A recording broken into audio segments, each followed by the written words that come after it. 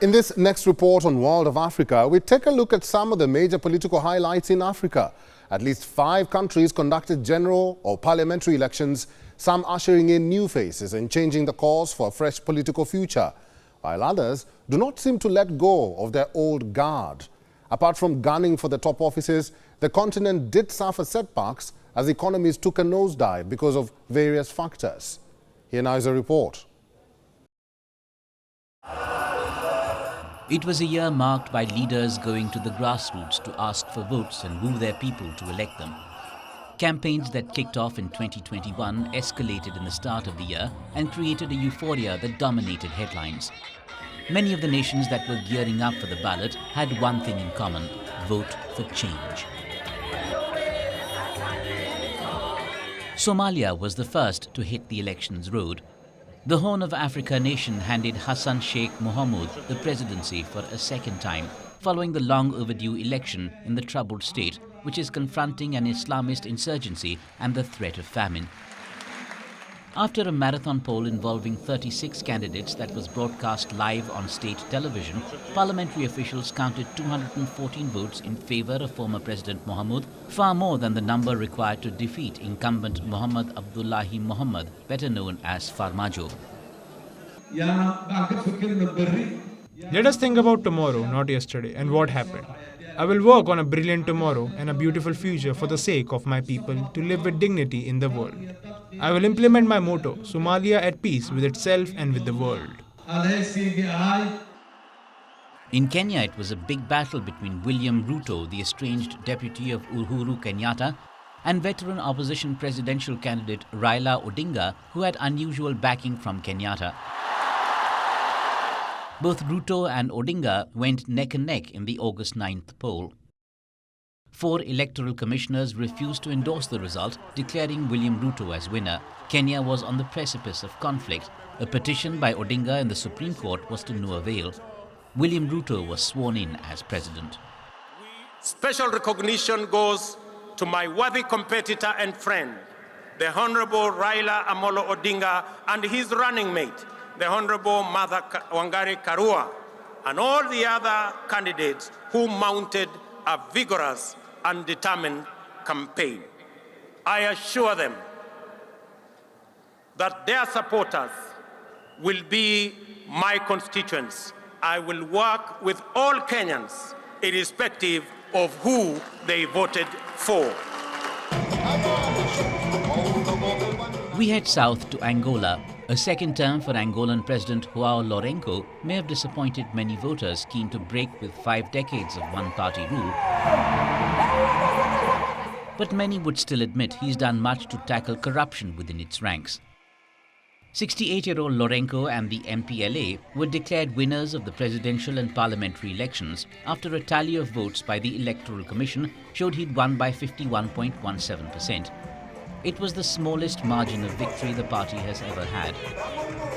Few knew what to expect when this quiet, dour-faced former defense minister took power in 2017 in a country that gained independence from Portugal in 1975. Many wondered how he would break the powerful hold of his now late predecessor José Eduardo dos Santos, who had spent 38 years in power, consolidating control over the state, while his relatives amassed billions of dollars from the oil wealth flowing into its coffers. But Lourenço surprised almost everyone with how quickly he'd tightened his grip over the ruling People's Movement for the Liberation of Angola, MPLA, and launched anti-corruption investigations against Don Santos's children and other leading lights in the party. With great satisfaction, we celebrate today. It's a victory of the People's Movement for the Liberation of Angola, a victory of humility, serenity, and stability. From Angola to the tiniest of nations, Lesotho. A Lesotho party led by a diamond magnate won the most seats in the election, but fell short of an overall majority, raising the prospect of more political gridlock. The populist Revolution for Prosperity RFP party emerged as the single biggest party with 56 seats, but now needs to court other groups to control the Southern African Mountain Kingdom's 120-member parliament. Lesotho has been marred by years of political instability under the current governing party, The All Basotho Convention ABC, which ran the country of 2.14 million people since 2017. Divisions within the party have given it 2 prime ministers over that time. And lastly, in Equatorial Guinea, Teodoro Obiang Nguema Ambasogo was re-elected for a 6th term with 94.9% of votes, making him the longest ruling head of state in Africa and the world, excluding monarchs. In power since 1979, Obiang was re-elected in the Central African oil country, which he rules with an iron fist and in the face of a muzzled opposition. The discovery of offshore oil in the mid-90s turned Equatorial Guinea into Africa's 3rd richest country in terms of per capita income. But the wealth is concentrated in just a few hands, and 4/5 of the population of 1.4 million live below the poverty line, according to the latest available World Bank figures. President Cyril Ramaphosa soon found himself battling for political survival after an inquiry found evidence he may have committed serious misconduct in relation to a large amount of cash found at his farm after a robbery. South Africa's ruling ANC party re-elected Ramaphosa as its leader for a second 5-year term despite the brewing scandal.